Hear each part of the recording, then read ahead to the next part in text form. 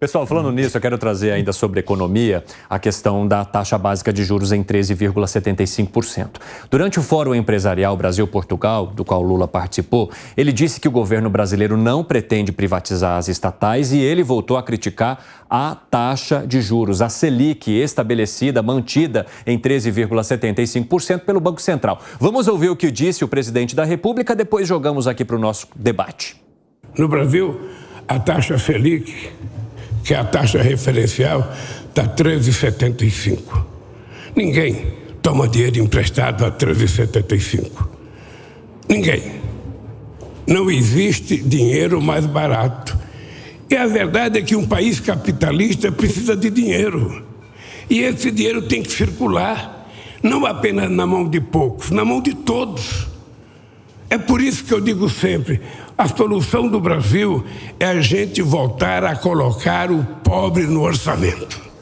A solução do Brasil é voltar a colocar o pobre no orçamento. Tem muito a ver com a discussão que vocês tinham aqui anteriormente, falando que, de certa forma, as pessoas em situação de vulnerabilidade tinham sido punidas, né, para se conseguir esse resultado de inflação que o Brasil atingiu no assunto anterior. Quero saber de vocês agora sobre essa fala de Lula. Começo contigo, Alan Gani. Evandro, não existe responsabilidade social sem responsabilidade fiscal. É claro que os juros no Brasil, historicamente, ele é muito elevado. Então, vamos entender por que esses juros, na base, ele é tão elevado.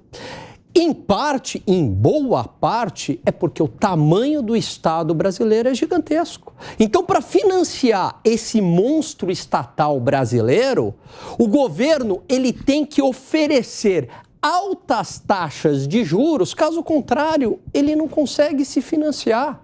Esse é o ponto. Então, a gente tem que atacar esse problema fiscal. Enquanto a gente continuar com esse Estado gigantesco, com o governo gastador, a taxa de juros ela não vai cair. É claro que tem outros fatores que também afetam a taxa de juros lá na ponta, como uma baixa concorrência, praticamente poucos bancos dominam o mercado, alta inadimplência, histórico inflacionário. Mas um dos grandes problemas é o tamanho do Estado no Brasil. Quero saber de você, hein, Fábio Piperno, o que você vê e de que forma que você opina sobre a fala de Lula? Conceitualmente, isso que o Alan falou, é óbvio que tem muita razão de ser.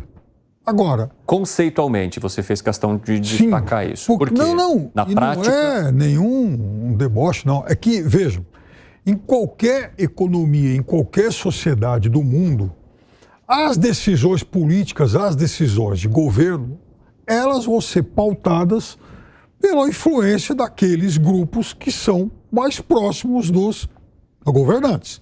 Então, vou te dar um exemplo muito fácil. Se o Brasil tiver que construir um conjunto habitacional para uma população carente e tiver que terminar, e tiver que concluir, fazer uma ferrovia que vai beneficiar regiões produtoras, regiões aí de, enfim, exploração mineral ou do agronegócio forte e tal, e não tiver dinheiro para fazer os dois, a preferência, a prioridade, ela vai ser definida basicamente por aqueles grupos que influenciam mais ou pelo governo de plantão. Então é natural, quando você olhar para o governo Lula e pegar esse discurso dele, é provável que no momento de tomar essa decisão, talvez, até por ter que dar satisfação para a sua base e tal, ele opte por construir o conjunto habitacional. Se fosse, por exemplo, o governo Temer, talvez ele terminasse, optasse por concluir a ferrovia. Não é à toa que quando o Zé Sarney lançou, como chama, a ferrovia Norte-Sul, né, tema de muita corrupção, por sinal, né, que demorou mais de 30 anos para ficar pronta, ela demorou mais de 30 anos para ficar pronta exatamente por isso. Porque atravessou também, além da questão de corrupção, ela atravessou governos com prioridades diferentes. Então, agilizava mais em um, menos no outro, no caso da Dilma, bem menos, no caso do Lula até mais, e terminou aqui com o Bolsonaro. Então, isso tudo influencia. Veja, não dá para a gente aqui no Brasil, principalmente, estabelecer algo muito linear em relação a essas preferências. Isso vai mudar muito com o tempo e principalmente com os governos. Segré, mas foi nesse assunto que você disse que tinha uma informação muito importante para trazer. Então chegou a tua hora. Olha o papelzinho dele pronto. Tradição, virou tradição de Gustavo Segré aqui nesse programa. Diga. Mas, Evandro, quando eu escuto o presidente Lula, eu gostaria de compartilhar algumas considerações. Primeiro, eu sinto ele cansado na sua fala, me dá a sensação de que está cansado. A segunda questão em relação à taxa de juros, e aí que eu fui fazer o meu dever do lar, né? Buscar informações na história. E quando a gente puxa a taxa Selic, bem no começo do mandato, do primeiro mandato do presidente Lula em 2003, observamos isso, temos conversado no 3 em 1, a taxa que estava em 25% foi para 26,5%, foi a taxa mais alta. E quando a gente pega essas informações, e tem aqui, ó, terminou em 16,5% em 2003, 17,75% em 2004, 18% em 2005 e aí vai. Mas a questão é, nesse momento, eu não escutava o Lula falar a mesma coisa que agora, que com 13,75 ninguém vai pedir dinheiro, porque quando ele estava na presidência, a taxa de juros era mais alta. Mas já vou me antecipar a resposta que o Piperno vai me dar. Caramba! E a inflação? E a inflação? A taxa de juros, em termos reais, porque é uma fala que o Piperno defende e eu entendo, é a taxa de juros mais alta em termos reais do mundo. Você sabe que desde 2002 até essa data, o Brasil somente teve 2 anos de taxa de juros reais negativas. Isso quer dizer, a taxa Selic estava por baixo da taxa de inflação. Sabem quais governos? Bolsonaro. Foi em 2020 e 2021, para não cometer nenhum erro na minha ponderação. O resto, inclusive em alguns anos, a taxa de juros Selic era mais do que o dobro da taxa de inflação. E nesse momento, Lula não reclamava de que a taxa estava alta, de que ninguém ia pedir dinheiro, mas vou terminar com essa. Outra fala do presidente Lula. Temos que incluir os pobres no orçamento. Não é através da redução da taxa de juros que vai fazer isso. E vou te explicar por quê. Quando você tem uma taxa de juros muito baixa, inclusive, qual é a taxa que os bancos cobram para financiamento do cartão de crédito? Mais de 400%, independente da taxa Selic. Então, a pergunta seria, por que o Banco do Brasil, que é um banco estatal, não coloca uma taxa de juros para financiamento de pessoas de baixa renda menor? Ele tem a potestade para fazer. Por que não inclui os pobres no orçamento com esgoto, com saúde, com educação? A taxa de juros não vai alterar a vida das pessoas de baixa renda, mas sim melhoraria muito se tiver uma boa educação, se tiver esgoto e se tiver saúde. Agora, 5h29 da tarde, o pessoal da rádio vai sair para um rápido intervalo. Esperamos vocês daqui a pouco. Continuamos ainda na TV e no YouTube. Até já, pessoal. Quero saber de você, Alan Gani. Você levantou a mão e, mais do que isso, o que mudou de Lula de lá, de Lula para cá? Boa, 2 pontos aqui que eu queria chamar a atenção. Voltando primeiro à fala do Piperno, né, quando ele diz do Lula construindo conjuntos habitacionais, tem essa ideia, né, de que o Lula vende muito bem isso, de que ele faz um governo para os pobres e tal. Só que durante o governo dele, vamos lembrar que ele beneficiou os campeões nacionais através de taxas de juros subsidiadas via BNDES e claro que isso tem um impacto fiscal, porque esse juro não é de graça e está sendo pago pela sociedade. Então é justamente nós, contribuintes, estamos pagando para aquela empresa gigantesca que não precisaria de juros tão baixos porque tem poder de barganha com o banco. Esse é um primeiro ponto. Segundo ponto, em relação ao que o Segré levantou da taxa de juros lá em cima, né, nos governos Lula 1 e Lula 2, e de fato, o Lula não reclamava da taxa de juros, mas por quê? Porque como a conjuntura econômica era muito favorável internacionalmente, o Brasil crescia, e o Lula ele conseguia capitalizar isso politicamente via crescimento econômico e claro que acabava beneficiando também a população mais pobre, então não tinha motivo para isso, né? Ele não vou mexer nesse time aí, Banco Central, que está ganhando. Agora ele sente a pressão.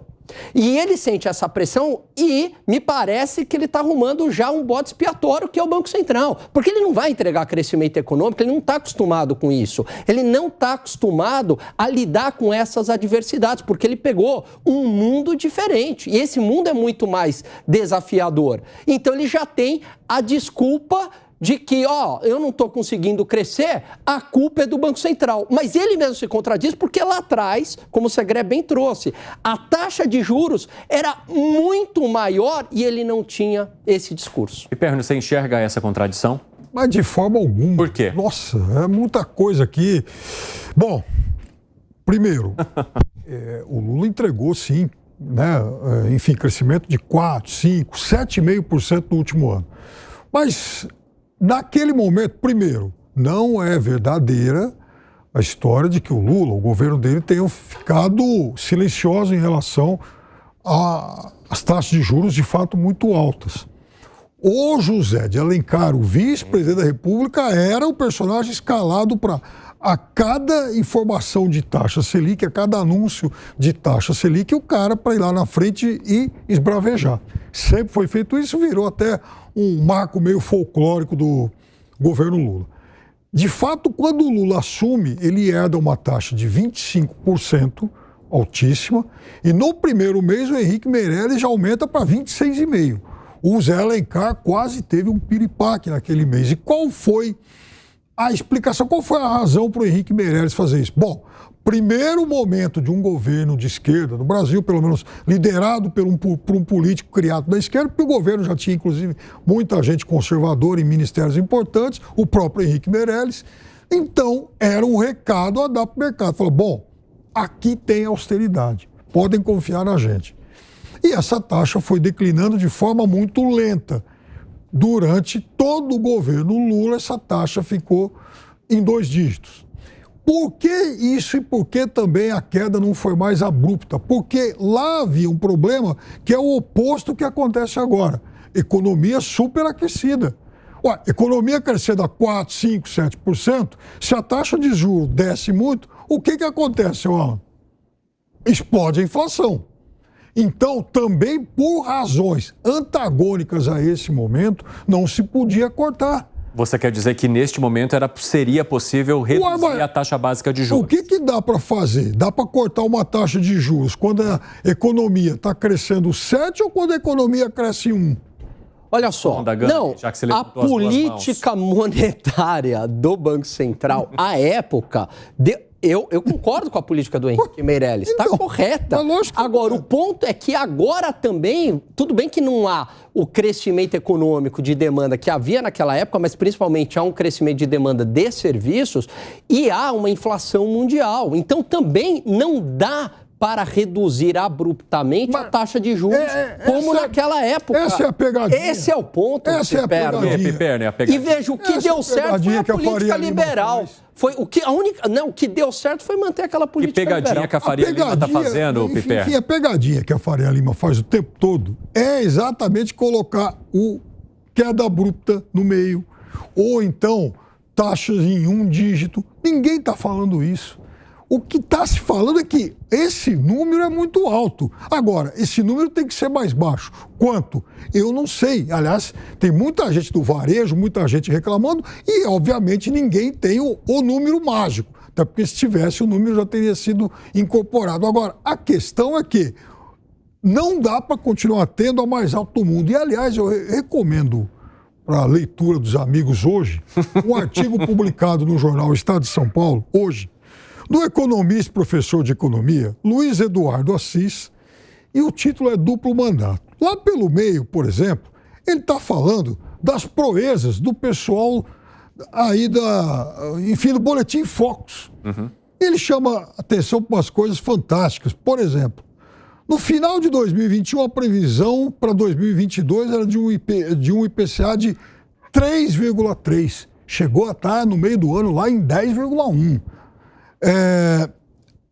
Bom, ele faz mais ou menos as mesmas considerações que eu faço aqui de vez em quando, obviamente. O boletim nunca acerta. Ele com muita propriedade, mas aí ele chama também atenção para uma coisa.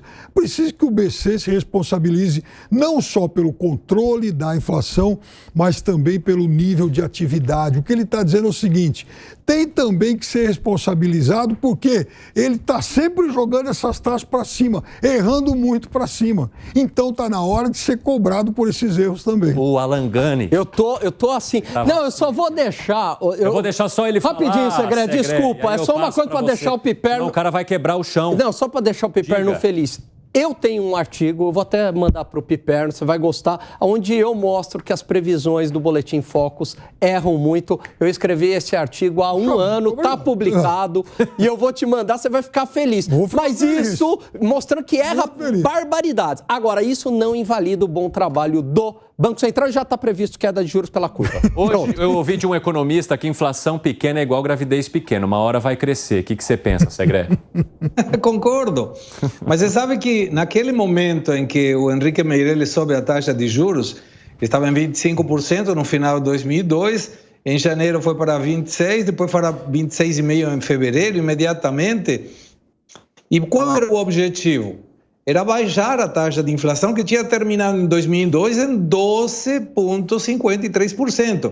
E termina o ano de 2003 em 9,3%, com duas colocações importantes. Uma, taxa de juros elevada e outra, superávit fiscal. O que o governo agora não está preocupado. Se o governo conseguisse mostrar ao mercado e ao Banco Central que ele tem um compromisso de diminuir o gasto público e buscar o superávit fiscal, então a taxa de juros poderia diminuir mais rápido. Mas se não tem essa condição, não adianta colocar uma taxa de juros mais baixa porque vai disparar a inflação, sim. E tem outra colocação também para avaliar.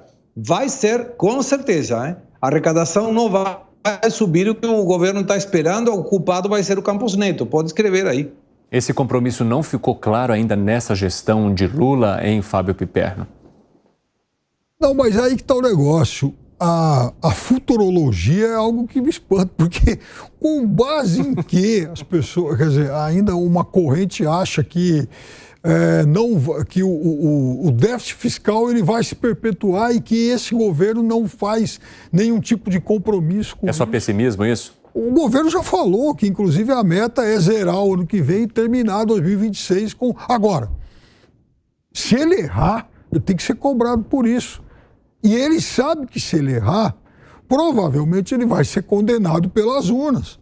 Então, ele está trabalhando para acertar. E, na verdade, ele tem que ter pelo menos o crédito do que ele fez lá atrás. Ou seja, lá atrás ele acertou muito. Fala, Gani. A não ser que a China volte a crescer a 2 dígitos, Estados Unidos volte a crescer bastante, União Europeia, aí é possível atingir essa meta de superávit primário. Mas não tem como. Por quê? Porque não é focado esse arcabouço fiscal na despesa, é focado na arrecadação. E a gente percebe que o governo está desesperado por dinheiro, né? Ele tenta arrecadar de tudo quanto é lado. Veja, teve um imposto sobre os marketplaces chineses, aí ele voltou atrás. Reoneração de tributos de combustíveis, certo? Aí agora o Haddad deu uma entrevista hoje dizendo que vai reduzir os subsídios e as renúncias fiscais também, acabar com as renúncias fiscais. Então, veja... Provavelmente os liberais vão acabar aplaudindo. Não, subsídio sim, mas todas as medidas, Piperno, é do lado da arrecadação. É impressionante, é um tabu falar em corte de gastos nesse governo. Não tem, né? Vão cortar pessoal, vão cortar despesa com material. Não tem nada disso. É só arrecadação. Porque eles sabem, eles estão desesperados por dinheiro para cumprir essa... E detalhe, se não cumprir, agora não é mais punido. Tomara que o Congresso mude isso daí e volte a ter o crime de responsabilidade fiscal. Há uma articulação para que haja essa criminalização. Quer amarrar algo, Segre? Quero. Você sabe a diferença entre o Lula 1 e 2 e o Lula 3? Qual? Eu vou fazer numa imagem. Pegava assim e fazia assim, como se fosse um violino, sabe? Porque ele tinha pego o poder com propostas de esquerda, mas executava com propostas de direita. Ele era um liberal na economia e colocou pessoas que trabalhavam nesse ponto. Você está querendo dizer que o violino estava ali, mas ele tocava com a proposta da direita? Com certeza. As propostas econômicas do Lula 1 e Lula 2 eram liberais, eram de direita. A questão é que agora ele mudou isso, agora está criticando o teto de gastos, criticando a taxa de juros, e isso é uma sensação para o mercado muito ruim. Alguém quer colocar mais algo? Ô Segrão, eu concordo que o Lula 1 era mais à direita, assim, concordo contigo. Agora, o Lula 2 já dava sinais de uma mudança da política de gastos públicos, o gasto crescendo bastante. Eu sempre digo que o Lula 2 é o início da Dilma. Piperno. O Lula 2, no meio do governo, né? Eu diria que o Lula 1,5, ele enfrenta a crise dos subprimes em 2008. Então é claro que alguma coisa teria que mudar naquele momento. Adotou medidas anticíclicas que funcionaram. Ele não terminou o governo dizendo que aquilo deveria ser estendido para sempre. E, aliás, é uma crítica, uma bronca que ele dava na Dilma de vez em quando, chamando a atenção que ele também, que alguma coisa teria que mudar. Então aquilo que funcionou para combater aquela situação de crise mundial, e foi uma situação de crise mundial muito forte, não poderia ser perpetuado. Agora, o que veio depois já não é Lula, é Dilma.